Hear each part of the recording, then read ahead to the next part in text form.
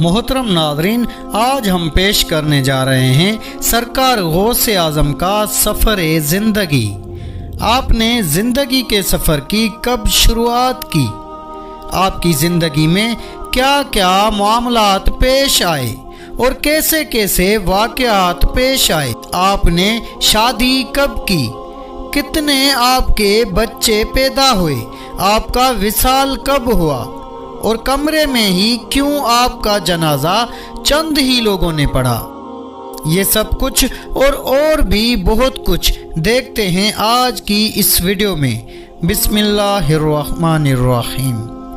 नाज़रीन, अल्लाह जिसको चाहे, जिस हाल में चाहे और जिस तरह से चाहे उस पर अपनी ख़ास रहमत फरमा के उसे अपने ख़ास बंदों में शामिल कर ले।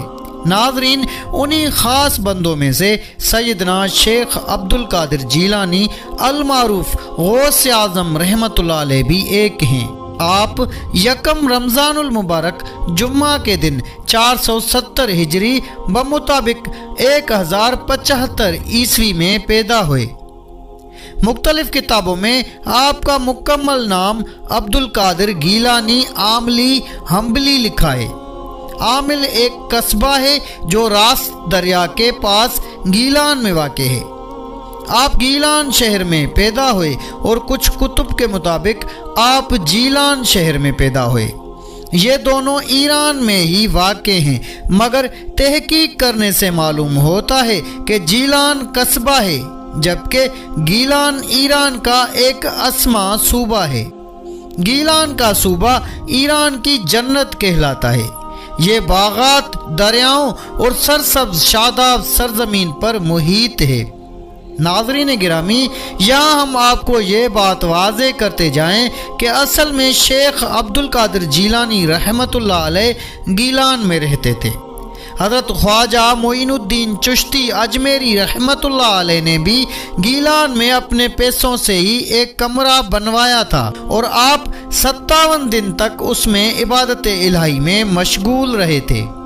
बहरहाल शेख अब्दुल कादिर जीलानी रहमतुल्लाह अलैह के नाना और आपका घर दरिया के किनारे पर था। आपके वालिद मोहतरम का नाम अबू साले मूसा जंगी दोस्त है, जबकि वालदा का नाम फातिमा उम्मुल खैर है। आप नजीबुल तरफेन सैयद हैं, यानी आपकी वालदा माजदा उम्मुल खैर फातिमा बिनते अब्दुल्ला इमाम हुसैन रज़ी अल्लाह ताला अन्हु की औलाद में से हैं। और आपके वालिद गिरामी सैयद अबू साले मूसा जंगी दोस्त हज़रत इमाम हसन रज़ी अल्लाह ताला अन्हु की औलाद में से हैं। आपकी वालदा बयान फरमाती हैं कि अब्दुल कादिर जीलानी रहमतुल्लाह अलैह की विलादत के साथ एकाम शरीयत का इस कदर आपने एहतराम किया कि रमज़ानुल मुबारक में दिन भर दूध नहीं पीते थे। नाज़रीन, एक मर्तबा अबर के बायस 29 शाबान को चांद नजर न आ सका। लोग उस तरद्दुद में थे, लेकिन उस मादर ज़ात वली ने सुबह को दूध न पिया। बिलाखिर तहकीक के बाद मालूम हुआ कि आज यकम रमज़ानुल मुबारक है।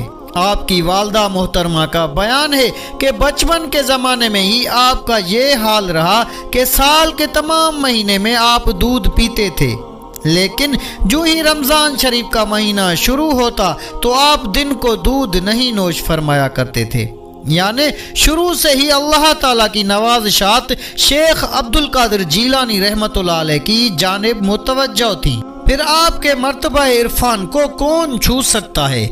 आप अपने बचपन के मुतालिक खुद इरशाद फरमाते हैं कि उम्र के इब्तिदाई दौर में जब कभी मैं लड़कों के साथ खेलना चाहता तो गैब से आवाज़ आती कि इस काम से बाज रहो, जिसे सुनकर मैं रुक जाता और अपने इर्द गिर्द देखता तो कोई मुझे आवाज़ देने वाला दिखाई नहीं देता था और मैं जल्दी से भागता हुआ घर आ जाता और वालदा मोहतरमा की आगोश मोहब्बत में छुप जाता। अब वही आवाज़ मुझे तन्हाई में सुनाई देती थी।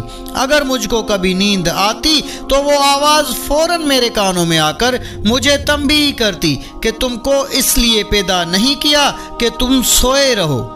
मशहूर रवायत में है कि जब हज़रत सैयदना गौसे आज़म रहमतुल्लाह अलैह 4 साल के हुए تو رسم و رواج اسلامی کے مطابق والد محترم حضرت ابو صالح موسیٰ جنگی دوست رحمۃ اللہ علیہ نے آپ کو مکتب میں داخل کرنے کے غرض سے استاد کے سامنے لے گئے۔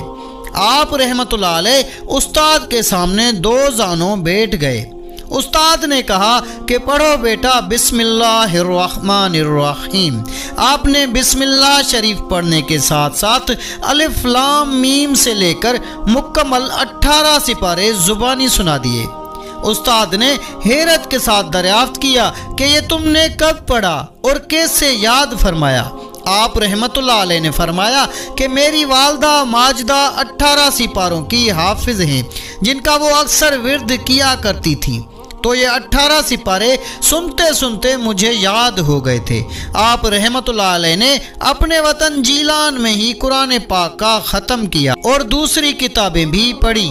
والد گرامی حضرت شیخ ابو صالح موسیٰ جنگی دوست کا سایہ اٹھ جانے کے بعد آپ کو اپنی زمین اور گھر کے دوسرے امور بھی سنبھالنے پڑے، اور آپ رحمت اللہ علیہ بڑی دلچسپی کے ساتھ اپنی زمین کی کاشتکاری اور دیگر گھریلو کاروبار کو سر انجام دیتے رہے، اور ان امور سے فارغ ہو کر جو وقت ملتا اسے والدہ محترمہ کی خدمت میں صرف کیا کرتے تھے۔ زندگی کے اسی بہاؤ میں ایک مرتبہ آپ 9 ذوالحج یوم عرفہ کے دن ہل اور بیل ساتھ لیے ہوئے اپنی زمین میں کام کرنے کے لیے تشریف لے گئے۔ وہاں آپ نے ایک صدائے غیبی سنی۔ وہ یہ صدا تھی کہ اے عبد القادر، تم اس کام کے لیے پیدا نہیں کیے گئے۔ یہ آواز سن کر آپ اسی وقت گھر کی طرف واپس آئے۔ اس کے بعد آپ نے اپنی والدہ محترمہ کی خدمت میں حاضر ہو کر سارا واقعہ پیش کیا اور اس کی نوعیت بیان کی اور درخواست پیش کی کہ میں دین الہی کی خدمت کرنا چاہتا ہوں، جس کے لیے علم دین کا حصول لازمی اور ضروری ہے۔ ان دنوں علوم دینیہ کا مرکز بغداد کے علاوہ کوئی اور مقام نہ تھا، لہذا آپ نے والدہ سے سفر کی اجازت لی، اور ایک ماں کے لیے ایک مشکل فیصلہ تھا کہ اپنے اطاعت گزار فرزند کو اجازت دی جائے اور اپنے آپ سے جدا رکھا جائے، لیکن دین کی پرستار اسلام کی مقدس خاتون نے دین کی فلاح و بہبود کی خاطر اپنی نیک دعاؤں کے ساتھ اپنے بیٹے کو سفر کی اجازت دے دی، اور آپ 488 ہجری میں یعنی 18 سال کی عمر میں آپ ایک قافلے کے ہمراہ بغداد مقدسہ روانہ ہو گئے۔ اس زمانے میں بغداد مقدس عالم اسلام کا مرکز تھا۔ بغداد کے اندر ہاؤس آف وزڈم یعنی حکمت کا گھر، اسلام سے دنیا کی سب سے بڑی لائبریری موجود تھی۔ بغداد جاتے ہوئے راستے میں ڈاکوؤں نے آپ کے قافلے کو گھیر لیا اور تمام تر مال و دولت لوٹنا شروع کر دیا۔ آپ چونکہ بچے تھے ایک سائیڈ پر کھڑے رہے، ڈاکو بھی آپ کو نظر انداز کرتے ہوئے آپ کے پاس سے گزرتے رہے۔ پھر ایک ڈاکو نے گزرتے ہوئے آپ سے پوچھا کہ اے لڑکے، تمہارے پاس بھی کوئی چیز ہے؟ آپ نے فرمایا کہ ہاں، میرے پاس 40 دینار ہیں۔ یہ سن کر اس نے سمجھا کہ یہ لڑکا مجھ سے مذاق کر رہا ہے۔ ناظرین، اس ٹائم کے 40 دینار مطلب آج کے 15 تولہ سونا کی قیمت۔ پھر ڈاکو نے پوچھا کہ وہ 40 دینار تمہارے پاس کہاں ہیں؟ آپ نے فرمایا کہ میری ماں نے میری قمیض کے اندر ایک خاص جگہ میں سلائی کر کے چھپا دیے ہیں۔ یہ سن کر وہ ڈاکو آپ کو اپنے سردار احمد بدوی کے پاس لے گیا اور کہنے لگا کہ یہ بچہ کہتا ہے کہ میرے پاس 40 دینار ہیں اور اس کی ماں نے اس کی قمیض کے اندر سلائی کر کے چھپا رکھے ہیں۔ جب تلاشی لی گئی تو اس قمیض کے اندر 40 دینار برآمد ہوئے۔ احمد بدوی جو کہ ڈاکوؤں کا سردار تھا، یہ دیکھ کر بہت ہی حیران ہوا اور آپ سے پوچھنے لگا کہ اے لڑکے، تم نے ہمارے ساتھ جھوٹ کیوں نہیں بولا؟ اگر تم چاہتے تو ان 40 دیناروں کو چھپا سکتے تھے، ہم میں سے کسی کو اس کا علم ہی نہ ہوتا۔ آپ نے فرمایا کہ میری والدہ نے گھر سے نکلتے ہوئے مجھے یہ نصیحت کی تھی کہ اے بیٹے، کسی بھی حال میں جھوٹ مت بولنا، لہذا میں تم سے کیوں کر جھوٹ بولتا۔ یہ سن کر ڈاکوؤں کا سردار کہنے لگا کہ اس بچے کو دیکھو کہ اپنی ماں سے کیا ہوا وعدہ نہیں بھولا، اور احمد بدوی اپنے اللہ سے کیا ہوا وعدہ بھول گیا ہے۔ پھر اس نے آپ کے ہاتھ چومے اور کہنے لگا کہ اے لڑکے، تم نے مجھے راستہ دکھا دیا۔ پھر اس کی ایسی کیفیت ہو گئی کہ رات کی تاریکی میں روتا ہوا جنگلوں کی طرف نکل گیا، اور پھر اس کا کوئی اتا پتہ معلوم نہیں ہوا۔ جب آپ بغداد پہنچے تو سب سے پہلے وہ 40 دینار فقراء اور غریبوں میں تقسیم کر دیے۔ آپ کے نانا سید عبداللہ رحمت اللہ علیہ کی جان و پہچان والے بغداد کے اندر چند لوگ موجود تھے۔ آپ ان کے پاس پہنچے، انہوں نے آپ کو بتایا کہ یہاں 2 بڑے مدرسے ہیں، ایک مدرسہ نظامیہ جبکہ دوسرا مدرسہ انہا ہے۔ آپ نے 1095 عیسوی میں مدرسہ نظامیہ میں داخلہ لیا۔ ناظرین گرامی، مدرسہ نظامیہ ایک بڑی خاصیت اور اہمیت کا حامل مدرسہ ہے۔ اس مدرسے کی بنیاد 165 عیسوی میں رکھی گئی۔ اس کو مدرسہ نظامیہ اس لیے کہا جاتا ہے کہ اس کو بنانے میں، اس کا نصاب تیار کرنے میں سلجوق سلطنت کے ایک بادشاہ المعروف نظام الملک توسا کا ہاتھ تھا۔ اس مدرسے کو دریا کے کنارے بنایا گیا تھا، جس کے سب سے پہلے پرنسپل امام غزالی رحمت اللہ علیہ تھے۔ اس کے بعد پرنسپل علامہ ابن جوزی بھی رہے۔ شیخ عبد القادر جیلانی رحمت اللہ علیہ اسی مدرسے میں داخلہ لینے کے بعد ابتدائی 20 دن آپ نے فاقہ میں گزارے۔ 488 ہجری سے 496 ہجری تک، یعنی 8 سال تک آپ کا تعلیمی سفر جاری رہا۔ کچھ کتب کے مطابق آپ نے اپنی والدہ ماجدہ سے قرآن پاک کے حفظ کیا، اور کچھ کے مطابق آپ نے حفظ قرآن حماد بن مسلم رحمت اللہ علیہ سے کیا۔ 8 سال کے اندر آپ نے ہر شعبہ میں PhD کر لی، جو کہ آپ پر اللہ تعالیٰ کی رحمت اور آپ کی کرامت تھی۔ دوران تعلیم آپ پر بہت سی مشکلات آئیں، جن کا آپ نے صبر اور استقامت کے ساتھ سامنا کیا، اور بارگاہ الہی میں سرخرو ہوئے۔ آپ کے نانا بہت ہی امیر تھے، وہ پیسے بھیجتے، مگر آپ سورج ڈوبنے سے پہلے پہلے وہ سب پیسے تقسیم کر دیتے۔ اسی وجہ سے آپ مدرسے کے اندر رہائش کا کرایہ ادا نہ کر سکتے تھے، لہٰذا آپ سے رہائش لے لی گئی، مگر پڑھنے کی اجازت تھی، کیونکہ آپ ایک ذہین طالب علم تھے۔ پھر آپ اپنی کتابیں لے کر مدرسے سے جنگل میں چلے جاتے۔ کئی دن تک آپ کو کھانا نہ ملتا، پیسے آتے تو فوراً غریب طلباء کے اندر تقسیم فرما دیتے۔ 20 دن تک کھانا نہ ملا، اور یہ وہ دور تھا جب بغداد میں قحط پڑ گیا تھا۔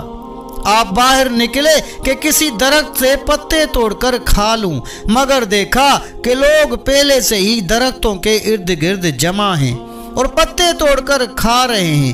یہ دیکھ کر آپ واپس مسجد میں آئے اور نڈال ہو کر گر گئے، پھر اپنے جسم کو گھسیٹتے ہوئے مسجد کے ایک کونے میں لے گئے اور سمیٹ کر بیٹھ گئے۔ اسی دوران ایک صاحب مسجد میں داخل ہوئے اور ان کے ہاتھوں میں کھانا تھا۔ وہ آپ کے سامنے بیٹھ کر کھانا کھانے لگے۔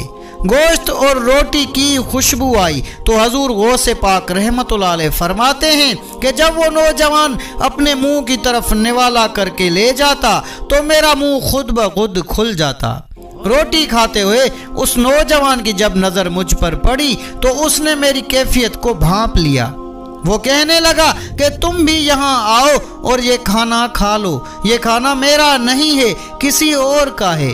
میں نے اس سے پوچھا کہ یہ کھانا کس کا تم کھا رہے ہو؟ وہ کہنے لگا کہ میں گیلان سے آیا ہوں، کوئی عبد القادر لڑکا ہے، اس کی والدہ نے 8 دینار مجھے دیے تھے تاکہ میں بغداد پہنچ کر اسے دے دوں۔ میں نے اسے بہت تلاش کیا لیکن مجھے وہ نہیں ملا، بھوک سے میری حالت خراب ہو رہی تھی، چنانچہ میں نے ان دینار میں سے یہ کھانا لیا۔ اب جب تم مل گئے ہو تو دونوں اس سے معافی مانگ لیں گے۔ یہ سن کر سید عبد القادر جیلانی رحمت اللہ علیہ مسکرا پڑے اور فرمایا، عبد القادر میں ہی ہوں، تم بلا جھجک کھانا کھاؤ۔ آپ نے چند نوالے لیے اور اس نے جو آپ کو دینار دیے وہ فوراً آپ نے غریب ضرورت مندوں میں تقسیم کر دیے۔ اس کے بعد فاقوں کا وہی سلسلہ شروع رہا۔ فاقوں کی وجہ سے آپ سے پڑھا نہیں جاتا تھا۔ پھر ایک دن غیب سے ندا آئی، اٹھو روٹی کا تو کوئی بندوبست کر لو تاکہ تم پڑھ سکو۔ یہ سن کر آپ بہت حیران ہوئے اور فکر میں پڑ گئے کہ اب روٹی کا کس طرح انتظام کروں۔ پھر کچھ سوچ کر ایک نان بھائی کے تندور پر گئے۔ آپ نے اس سے کہا، تم 24 گھنٹے میں مجھے 1.5 روٹی دیا کرو، جب میرے پاس پیسے ہوں گے تو میں تمہیں ادا کر دوں گا، اگر میں ایسا نہ کر سکا تو تم مجھے معاف کر دینا۔ یہ سن کر نان بھائی رو پڑا اور کہنے لگا، تم بلا جھجک روٹی لے جایا کرو۔ تاہم نان بھائی کا یہ سلسلہ کچھ عرصے تک جاری رہا۔ پھر آپ رحمت اللہ علیہ نے شرمندگی کی وجہ سے اس کے پاس روٹی لینی بند کر دی۔ ایک دن پھر سے غیب سے ندا آئی کہ اٹھو روٹی کا بندوبست کرو۔ آپ نے فرمایا کہ میرے پاس پیسے ہی نہیں ہیں اور مجھے شرم محسوس ہوتی ہے کہ میں جا کر اس نان بھائی سے ادھار پہ روٹی لوں۔ پھر آپ کو اشارہ دیا گیا کہ فلاں جگہ جاؤ، پتھر کو ہٹاؤ، وہاں سے اپنی ضرورت پوری کرو۔ اس کے مطابق آپ اسی جگہ پر گئے اور پتھر ہٹایا تو سونے کی ایک چھوٹی سی ٹکیا مل گئی۔ آپ نے اسے بیچ کر اس نان بھائی کا قرض اتارا اور باقی کے پیسے فقراء اور غریب طلباء میں تقسیم کر دیے۔ شیخ عبد القادر جیلانی رحمت اللہ علیہ 18 سے 40 سال تک تعلیم اور مجاہدے میں رہے۔ آپ نے اس قدر مجاہدہ کیا کہ کئی بار آپ گرتے تو لوگ سمجھتے کہ آپ فوت ہو گئے ہیں۔ آپ کی تدفین کا عمل کرنے لگتے تو آپ کو ہوش آ جاتی اور لوگوں کو پتہ چلتا کہ یہ تو زندہ ہے۔ بغداد کے اندر حضرت حماد بن مسلم شامی رحمت اللہ علیہ کی خانقاہ تھی۔ آپ ان کی محفل میں پہنچے۔ تعلیم کے دوران بھی آپ ان کے پاس آتے رہتے تھے۔ آپ کے بہت سے تصوف کے مسائل اور کئی رموز ان سے حل ہو جاتے۔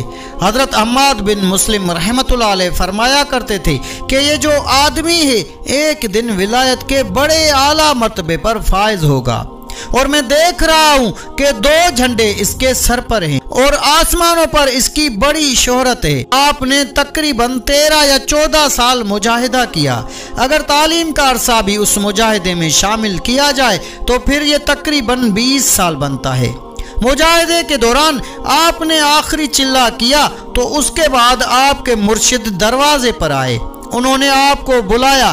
آپ ہمت جمع کر کے کھڑے ہوئے تو دیکھا کہ ابو سعید مبارک مخرمی رحمت اللہ علیہ اپنے ہاتھ میں روٹی لیے کھڑے ہیں۔ مرشد نے اپنے ہاتھوں سے روٹی کا ایک ایک نوالا توڑ کر آپ کے منہ میں ڈالنا شروع کیا۔ حضور غوث پاک رحمت اللہ علیہ فرماتے ہیں کہ جوں وہ نوالا میرے حلق سے نیچے جاتا تو ہر ایک نوالے کے ساتھ میرا مرتبہ بلند ہوتا جاتا۔ مرشد نے اپنا جبہ آپ کو دیا اور خلافت عطا فرمائی۔ آپ اپنے مرشد کے مدرسے میں پڑھانے لگ گئے۔ اسی مدرسے میں درس و تدریس کا سلسلہ شروع ہو گیا۔ بہت سے طلبہ آپ سے آ کر فیض یاب ہونے لگے۔ علم کا سمندر بہہ رہا تھا اور ہر کوئی اپنی استطاعت کے مطابق اس میں سے چلو بھر رہا تھا۔ 513 ہجری میں آپ کے مرشد ابو سعید مبارک رحمت اللہ علیہ کا وصال ہوا۔ اس وقت سید عبد القادر جیلانی رحمت اللہ علیہ کی عمر 43 سال تھی۔ آہستہ آہستہ طلبہ کا ہجوم بڑھنے لگا اور لوگ کثیر تعداد میں آپ کے پاس آنے لگے، حتیٰ کہ مدرسے مبارکہ میں تمام تر وسعتوں کے باوجود بھی جگہ تنگ ہو گئی۔ حالات کے پیش نظر آپ نے اپنے پیسوں سے مکانات خریدے اور مدرسے میں شامل کر دیے اور ازسر نو مدرسے کی تعمیر کرائی۔ اس تعمیر جدید سے مدرسہ 2 چند سے زائد وسیع ہو گیا اور اب عظیم الشان مدرسہ آپ کی نسبت سے مدرسہ قادریہ کے نام سے مشہور ہو گیا۔ جو ابھی تک اس نام سے موجود ہے۔ حضور غوث پاک رحمت اللہ علیہ نے 528 ہجری میں درسگاہ کی تعمیر جدید میں فراغت پائی۔ شیخ عبد القادر جیلانی رحمت اللہ علیہ کے مدرسے میں پڑھنے والے طلباء نے پوری دنیا میں اسلام پھیلانے میں اہم کردار ادا کیا۔ شیخ عبد القادر جیلانی رحمت اللہ علیہ جب وعظ فرماتے تو 70,000 تک لوگوں کا مجمع ہو جاتا۔ آپ کے فرزند بتاتے ہیں کہ اکثر آواز کے دوران مجمع میں سے چند ایک جنازے ضرور اٹھا کرتے تھے اور لوگوں کے دل میں آپ کی آواز کا ایسا اثر ہوتا تھا کہ روح جسم سے پرواز کر جاتی تھی۔ بہت سے لوگوں نے آپ کی آواز سے اسلام قبول کیا۔ بھلا آپ کی زبان میں یہ تاثیر کہاں سے آئی تھی؟